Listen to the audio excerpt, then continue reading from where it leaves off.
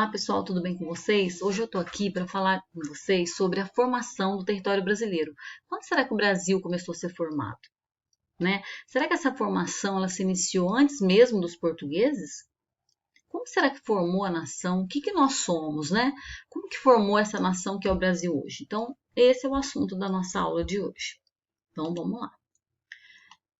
Então, olha só, o Brasil é um país de dimensões continentais, né? Então, ele é o quinto maior país do mundo em extensão territorial e as fronteiras do nosso país não foram formadas de um dia para o outro. Quando a gente fala em descoberta do Brasil, parece que ele estava coberto, né? E alguém foi lá e descobriu. E não é bem assim, né? Na verdade, quando os portugueses chegaram aqui, começa o processo de formação do que hoje é o Brasil. Mas, na verdade, já existiam aqui várias comunidades indígenas. Nós até podemos utilizar o termo descoberta, mas é importante termos em mente que já existiam povos, né, que eram donos desses territórios, porque na verdade eram vários territórios, eram várias comunidades indígenas com várias línguas, culturas, tradições, e esses povos não foram respeitados, né, foram subjugados, foram massacrados. Então, falar da história do Brasil é contar um pouco dessa história de massacres, né, de extermínio. Então, é bom lembrar, né, e a importância do respeito a essas comunidades que ainda restaram, né, as poucas comunidades remanescentes que ainda restaram. Então, é importante preservar a cultura desses povos, é importante respeitar, né, os territórios delimitados dos indígenas. Então, vamos começar aqui, né? Então, a formação do território brasileiro se inicia com a chegada dos portugueses e quando eles chegaram, existiam várias comunidades indígenas. Então, o Brasil, o que é o Brasil? Somos nós, né? A mistura desse povo que já estava aqui, dos indígenas, os portugueses que chegaram, mais tarde os africanos e várias levas de povos, né? De origem europeia, asiática. Então, a gente fala que o Brasil é um grande caldeirão cultural, né? É uma mistura de várias culturas, de vários povos. Então, aceitar a nossa identidade é aceitar que nós somos uma mistura de várias culturas, de várias etnias. Então, o nosso país foi construído através de um processo histórico que gerou a dizimação de indígenas, a escravização de africanos, e vários povos foram responsáveis pela formação da nação brasileira hoje. E a formação do território, né, das fronteiras, durou séculos, né, não foi de um dia para o outro. O primeiro tratado que delimitou fronteiras no Brasil foi o Tratado de Tordesilhas. Quando os portugueses chegaram aqui, eles não quiseram colonizar, né, demoraram 30 anos para colonizar. A partir de 1534, eles criaram as capitanias hereditárias, que eram essas extensas faixas de terras, que foram entregues a donatários, né, nobres leais ao rei. E aí, com o passar do tempo, começou a ocorrer a estruturação, né, da organização da colonização. Tá? E com o passar do tempo, as fronteiras foram sendo ampliadas. Por que elas foram sendo ampliadas? Porque os portugueses começaram a desenvolver uma série de atividades econômicas e passaram a interiorizar o território, né? Até que novas fronteiras foram sendo estabelecidas. E mesmo as fronteiras internas também foram sendo modificadas. Aqui vocês podem perceber que os estados, né, a divisão dos estados era bem diferente do que é hoje. Então, lembrando que essa colonização gerou a dizimação de muitos indígenas, a exploração de muitos africanos. E aqui está mostrando, né, as várias comunidades indígenas que existiam, né, antes da chegada dos portugueses. Lembrando que boa parte desses indígenas morreram não por causa das guerras, mas por causa das doenças, né, que eles não tinham imunidade para as doenças que os europeus trouxeram. Então, como eu disse para vocês, inicialmente os portugueses fixaram-se ao longo do litoral e de 1500 a 1530 eles se limitaram às expedições exploratórias para estarem ao pau-brasil, né, que era uma madeira, né, que fornecia uma tinta para tingir tecidos, principalmente, também para outros, para fabricação de produtos, tal, mas principalmente para tingir tecidos, né, o pau-brasil era utilizado. E aí aqui está mostrando, né, as capitanias hereditárias, né, o Tratado de Tordesilhas ele foi feito antes mesmo dos portugueses chegarem aqui, em 1495. Então, esse sistema de capitanias hereditárias, o território brasileiro ele foi loteado para pessoas ricas. Então, a princípio ele não funcionou, depois eles criaram um governo geral. E aí, vamos pensar um pouquinho no início da colonização, né? Por que eles escolheram cultivar a cana-de-açúcar? Primeiro, porque Portugal já tinha uma boa experiência no cultivo de cana, nas Ilhas de Madeira e Açores. Segundo, porque o clima brasileiro era um clima bom. O solo do Nordeste, um solo muito apropriado para o cultivo da cana, que é um solo de massapê. Então, com isso, eles começaram a cultura canavieira, lembrando que, né, o açúcar tinha um mercado muito promissor na Europa, né, então eles tinham para quem vender. Então, por isso que eles resolveram cultivar, né, a cana-de-açúcar.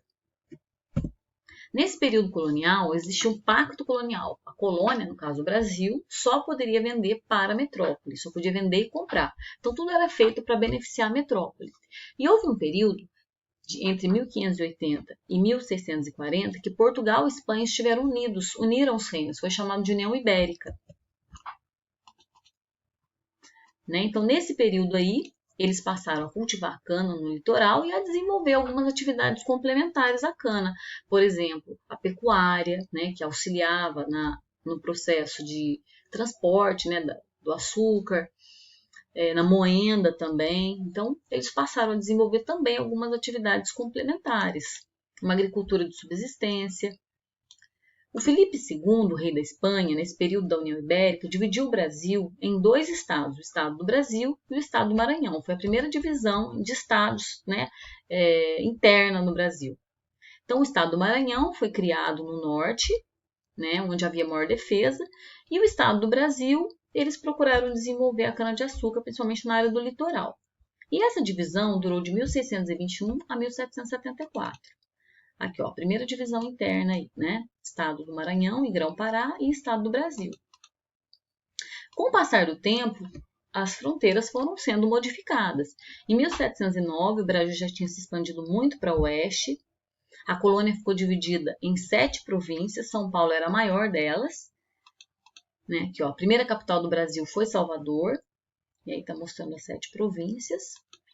Opa! E aqui está mostrando as atividades, porque várias atividades foram sendo desenvolvidas. A gente fala o seguinte, né, que a colonização do Brasil aí durou 5 séculos. Né? E aí, nesses 5 séculos, nós podemos destacar o quê? No século XVI, no início, houve o desenvolvimento do cultivo da cana-de-açúcar, né, a cultura canavieira.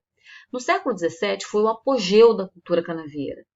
No século XVIII, houve a exploração das minas, eles encontraram ouro, né, no final do século XVII, e aí houve a corrida pelo ouro. O eixo econômico brasileiro mudou do Nordeste para a região ali Centro-Sul, né? Sobretudo ali na região das Minas.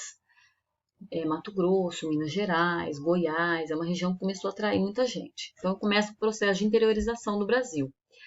No século XIX começa a cultura cafeeira, né? E no século XX começa a crise da cultura cafeeira e o Brasil começa a ter um caráter mais urbano e industrial.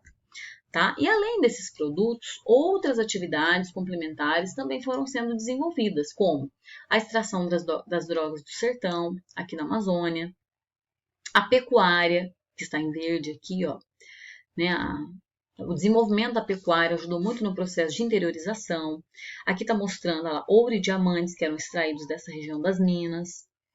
Né? A pecuária foi se expandindo ainda mais para o interior. Depois a cultura cafeeira. Então, tudo isso auxiliou. Por isso que nós falamos, por que a geografia trata tanto de questões relacionadas à história? Porque foi nesse processo histórico que as fronteiras brasileiras foram sendo delimitadas.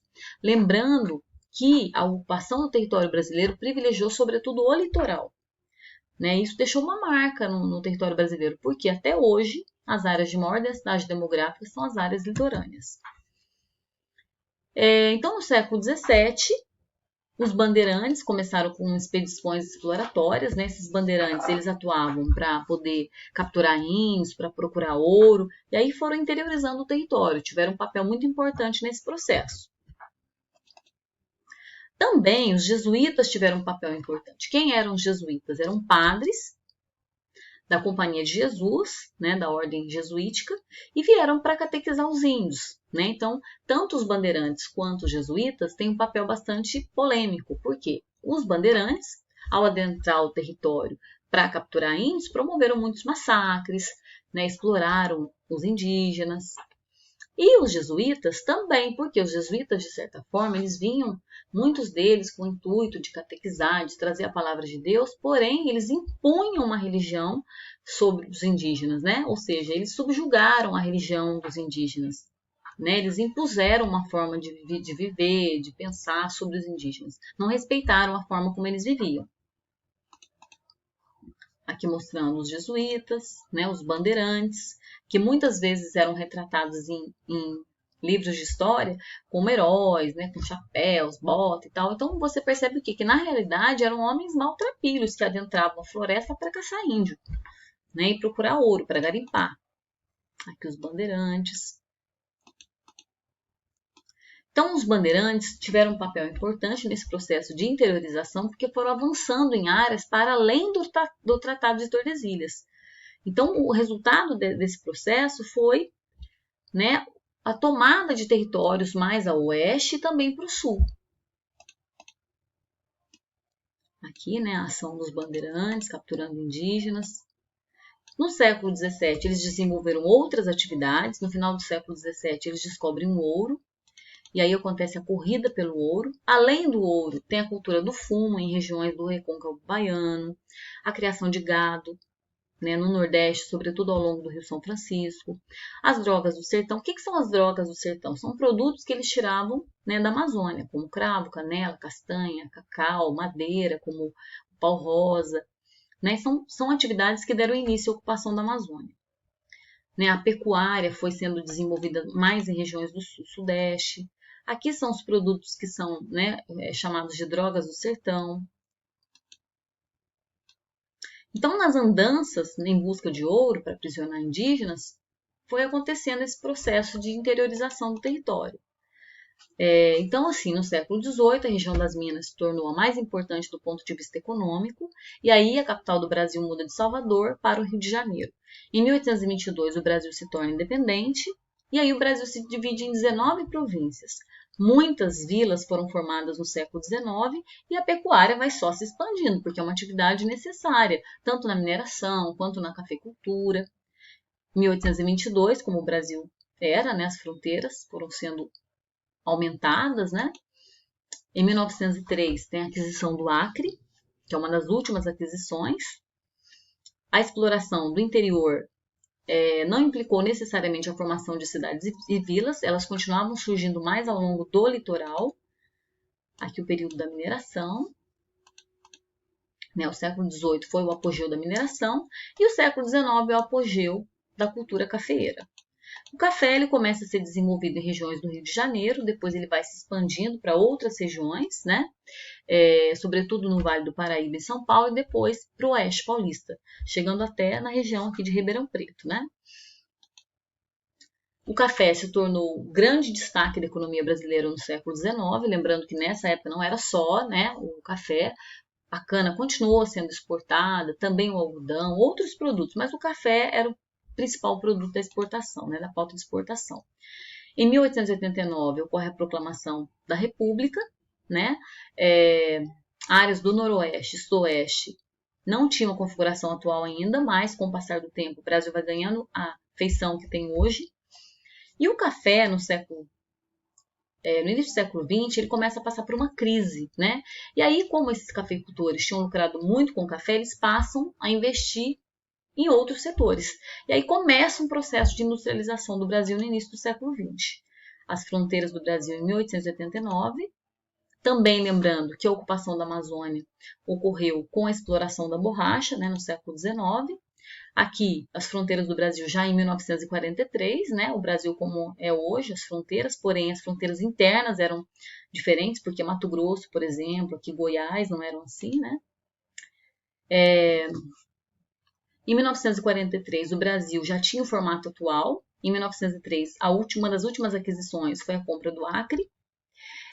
As fronteiras internas foram se modificando e o último estado a ser formado no Brasil foi o estado de Tocantins.